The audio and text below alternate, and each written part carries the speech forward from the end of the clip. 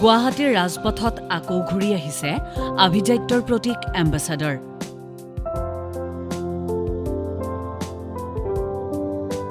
হিমন্ত বিশ্ব শৰ্মাৰ আমোলত দিছপুৰলৈ ঘূৰি আহিল সেই পুৰণি এম্বেছাডৰ।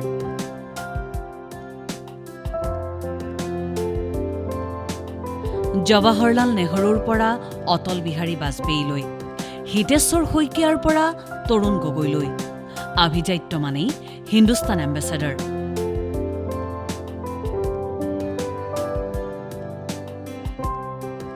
ষাঠিৰ দশকৰ সেই সময়ছোৱালৈ আপোনাৰ বাৰু মনত পৰেনে?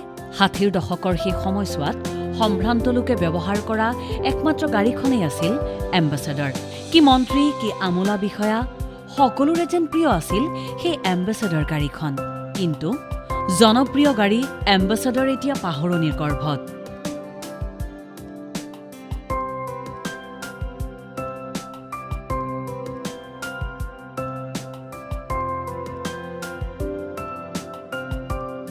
উল্লেখযোগ্য যে দিছপুৰত চলি আছে বাজেট অধিৱেশন।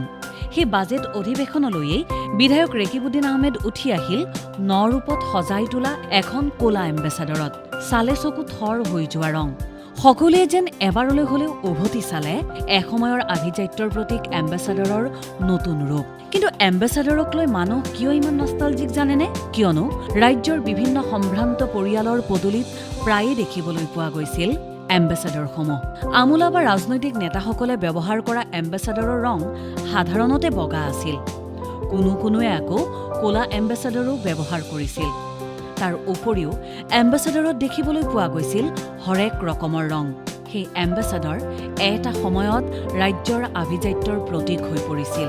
দিন বাগৰিল, বছৰ বাগৰিল, অৱসান ঘটিল এটা যুগৰ। ক্ৰমান্বয়ে জনপ্ৰিয়তা হ্ৰাস পালে তাহানিৰ এম্বেছাডৰৰ। কিন্তু এম্বেছাডৰ এতিয়াও আভিজাত্যৰ প্ৰতীক হৈয়ে থাকিল।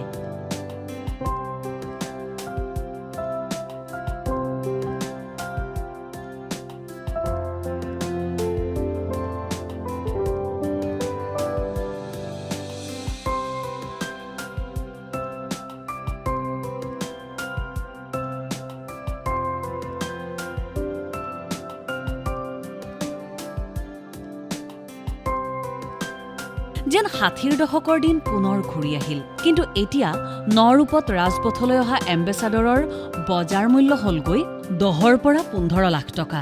এতিয়াৰে পৰা আপুনিও ক্ৰয় কৰিব পাৰিব আভিজাত্যৰ প্ৰতীক এম্বেছাডৰসমূহ, কিন্তু নৰূপত।